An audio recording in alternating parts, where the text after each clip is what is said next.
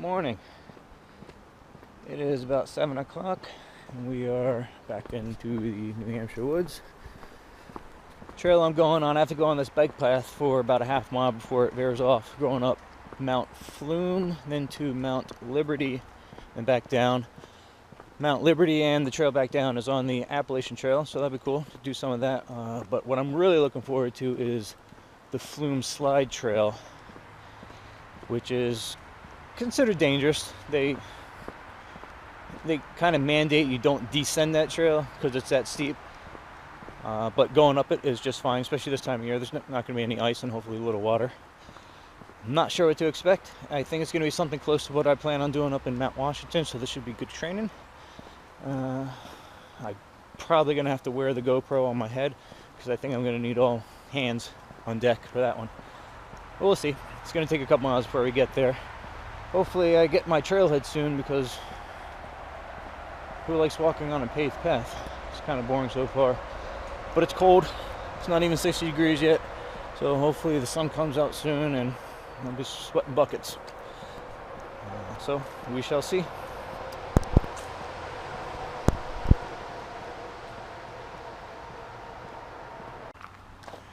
Hey, now we're cooking. Alright, finally into the woods.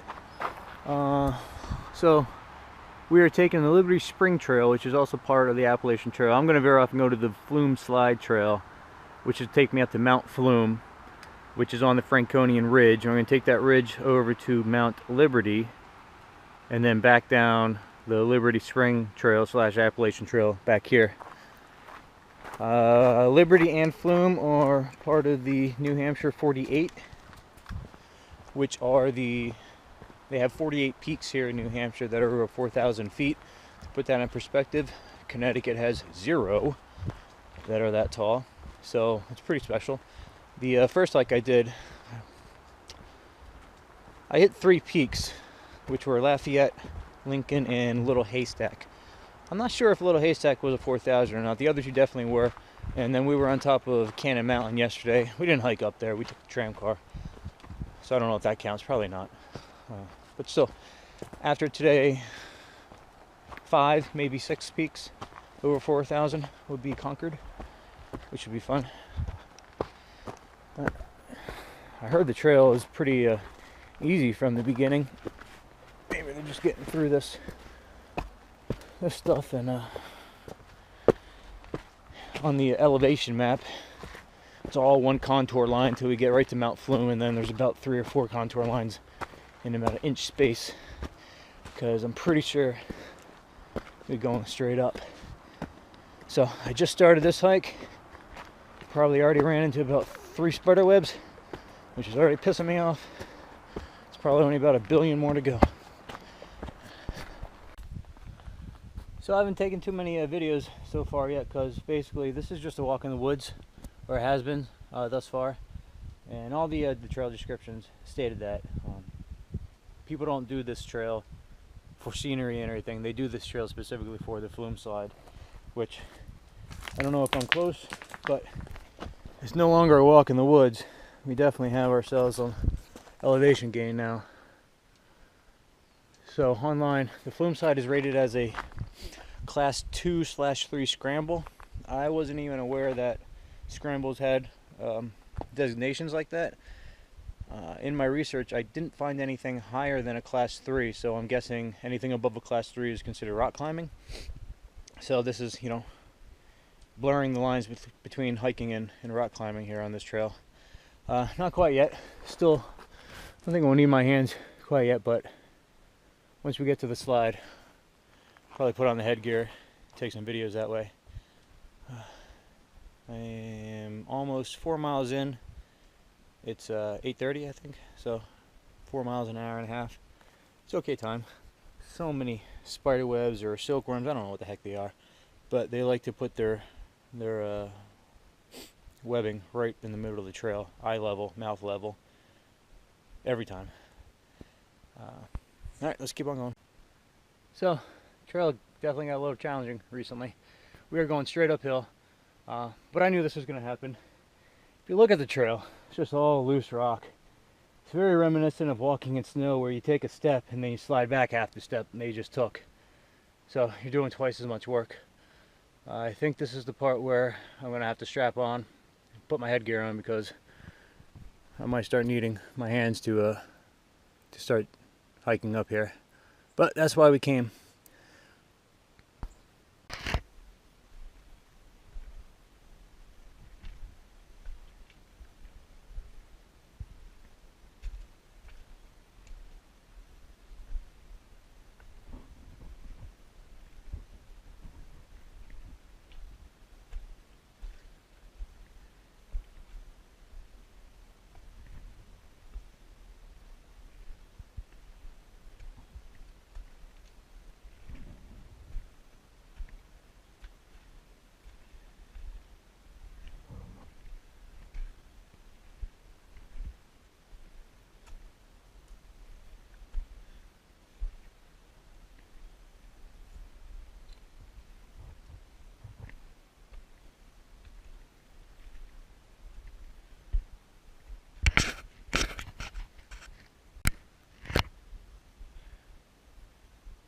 Turn around the corner and then we gotta go climb up there.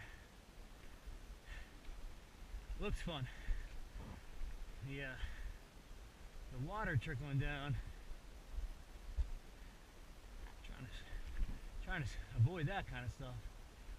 But what do you do on these mountains that always have all these waters coming down?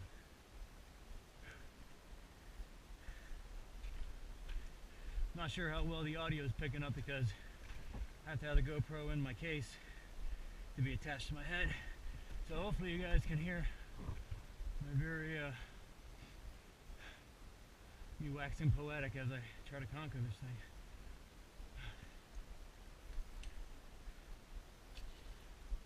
I don't even know how to start.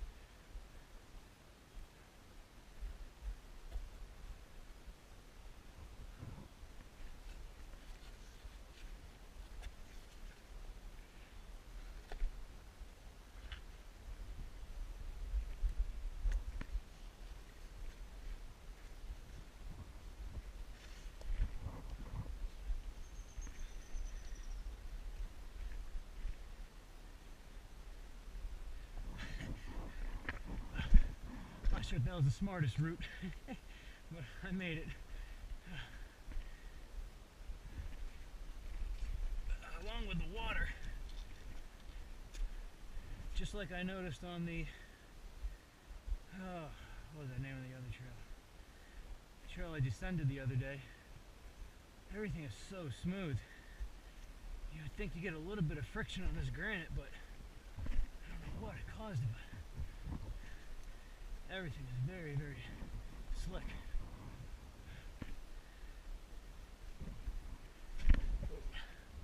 My feet keep giving out. So this is an avalanche spot, which makes sense. Snow's going to take the path of least resistance, which would be this. Say if things get hairy, you just got to go to the left or the right, and there's plenty of trees you can use for handholds. But again, this is training for Mount Washington, so I want to try to get as much slab time as I can. Is that a term? Oh man.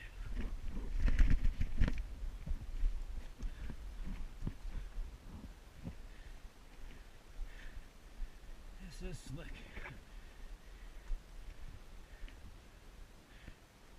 Again, they're very adamant online and everywhere that you do not go down this trail. And I can't imagine what moron would think that'd be a good idea. I'm slipping and sliding going up. Going down would be the fastest descent ever.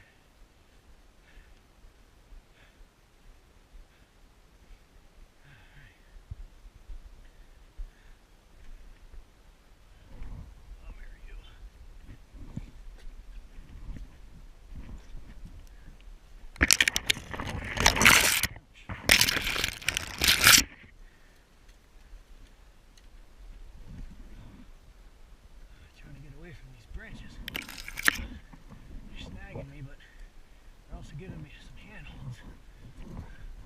Everywhere else looks suicidal.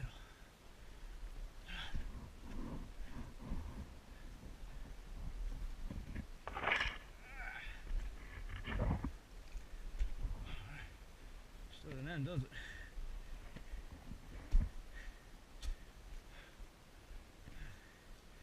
These are good boots, but the grip is just nothing compared to the smooth granite.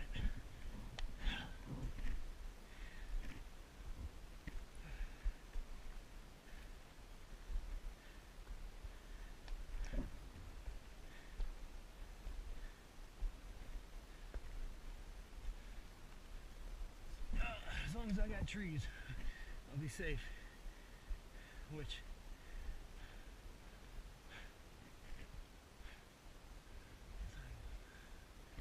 it's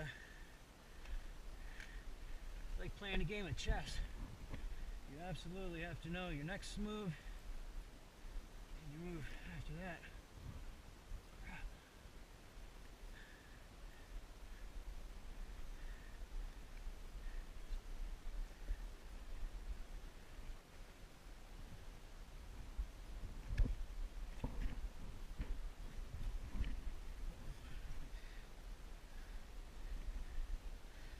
Alright, retreat.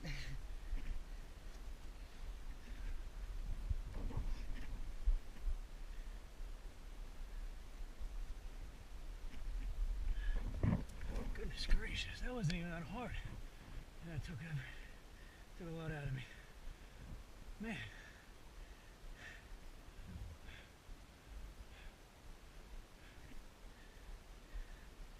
This is something else.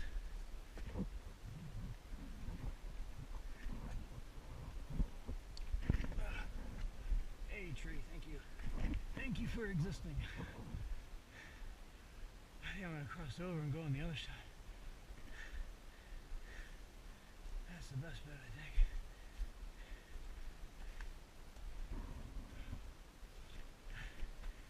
I think I've seen a trail marker in a while. From everything I read online, this certainly seems like the right way. That's still not so bad. Alright. I think there's more where that came from.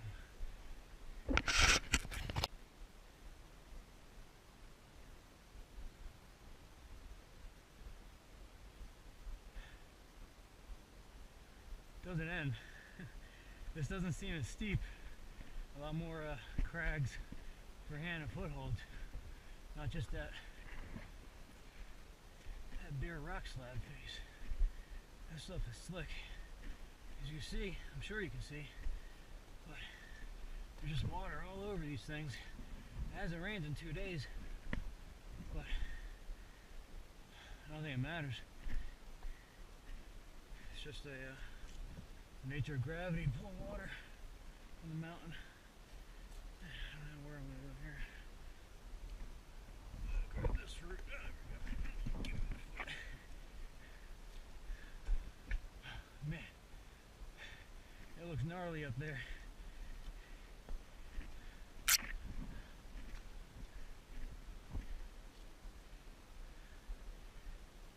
But again, I would go for these scrambles over that rock face any day of the week. That was pretty gnarly.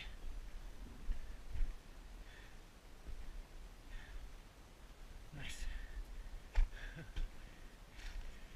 I forget what the elevation gain is, but at like 3,000 feet, we go up so high in elevation. As you can see, I'm going more up than forward with this trail.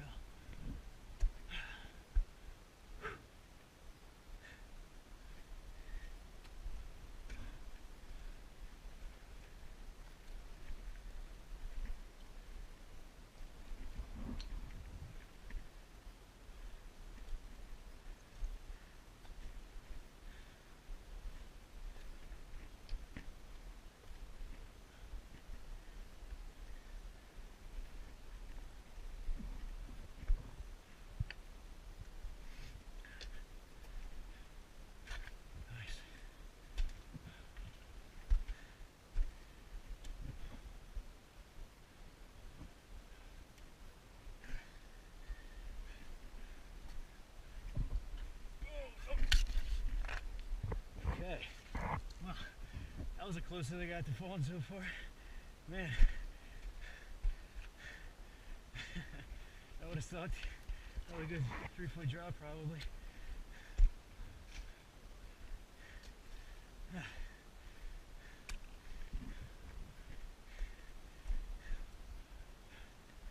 An interesting thing about these trails, another one that I went on is very similar.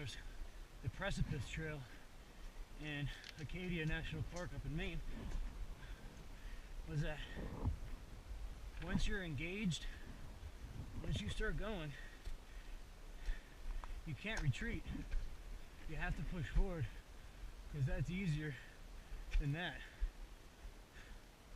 I almost fall a few times just going up. Descending this is a death wish. So you gotta keep pressing on. So, one thing I read online about this trail is that it's notoriously badly marked, especially on the that slab. So I just got to a point where instead of paying attention to the trail, I just was moving forward and probably got a good 25 yards off trail. It's not that big of a deal. I found it again, but I was going up 25 yards, just mean I had to come back down. And after my comments on the descending this trail, I don't want to do that again. So pay attention,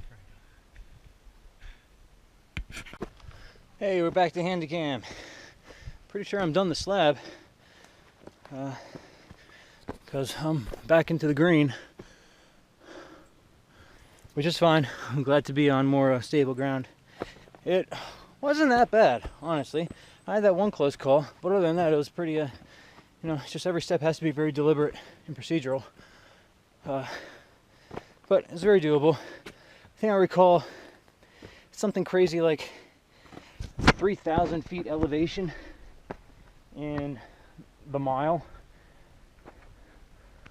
which again, that's practically going straight up. So it took me a while to get through there, but it's not like this is any flatter. But at least I'm on solid ground again. Some more scrambles coming up. But I think I'm almost to the top, Mt Flume, which would be great because it'd be nice to get some sunshine. I'm sweating, but it's still cold and damp because I'm not in the sun. So being cold and damp from the sweat, and then being cold and damp, you know, exacerbates body temperatures. But I think we're almost to the top, which is a good sign. Sweet baby Jesus. Finally, get to the top. Man, I don't think I'm at the top of Mt Flume, but goodness gracious, just having the sun, what an invigoration. Alright, so gonna do Mt Flume, then on to Liberty, then down Liberty Springs Trail. I believe, yeah, this is the Franconian Ridge Trail, which is what I was on 2 days ago when I did a Haystack, Lafayette, and Lincoln. That part of the Ridge Trail that I was on earlier was above the tree line. Clearly we're not here, but at least this is a little bit more familiar. So I don't think I'm at the peak of Flume yet, but we got to an opening. I climbed back down and I wanted to redo this video going back up just because it's for a dramatic effect. But as you can see why.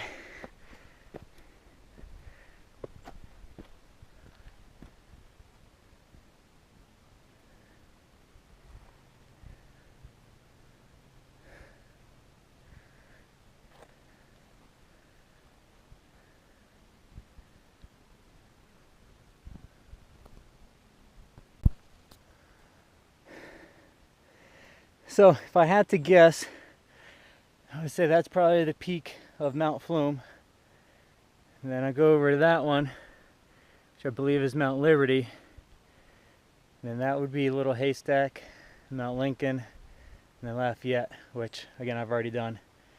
So that peak to there, and then I go back down, I think. So we made it to the top of Mount Liberty. Just spent about 20 minutes talking to my new friend Ryan over there. He works on the trail. Go ahead and check out this view here. That's Mt Flume where we just were. That big sucker out in the distance, that's Mount Washington. There we were yesterday, and I don't think it gets quite much better than that. Hey, so we are descending the Liberty Falls Trail, or Liberty Waters Trail, I forget the name of it, back to the bike path from where I started. I'm almost done. I haven't taken very many videos on the way down because it's just basically a walk down a mountain, just walk in the woods. It is the Appalachian Trail, but there really hasn't been anything too noteworthy to document. I think the last video was when I was on the peak of Liberty with that dude Ryan. He works in these woods, which is crazy to think that he hikes all day and he gets paid to do it. He doesn't get paid well, but still, there's a lot of added benefits than just money. So that seems pretty cool. When I showed the 360 view up there, you know, between here and where I pointed out Mount Washington, it's something called the Pemigewasset Wilderness. Pemigewasset's the name of a main river around here. But it's a wilderness, and so wilderness has a definition to it. It's pretty much an area that has no humanity in it. It's there's no roads, there's no motorized vehicles. There's the only people you're going to see out there, people are hiking. It's when I was in clearly there's stuff like that over in Yosemite, but I remember that very clear as day over in when we were in Sedona. Of course, very different out there because that's all desert. But we got to a point on our hikes where, you know, there was a demarcation line stating, hey, this is the edge of civilization. Once you go past here, you're on your own. That's kind of cool. We're just surrounded by society so often that it's hard to imagine being someplace where you don't have people. You don't find that in Connecticut, that's for sure.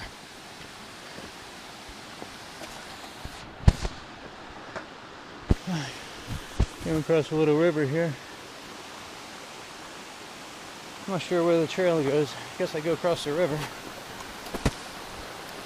But this is, again, I've came across a lot of people here. See the white marks? That's the Appalachian Trail is always a white blaze mark. A lot of people on this trail. I didn't see anyone on the Slide Flume Trail until I got to Mt Flume. Then I saw my first people. But coming down this mountain, there's been a steady stream of them. Probably over 20 that I've seen so far. Just a couple through hikers and a couple day hikers.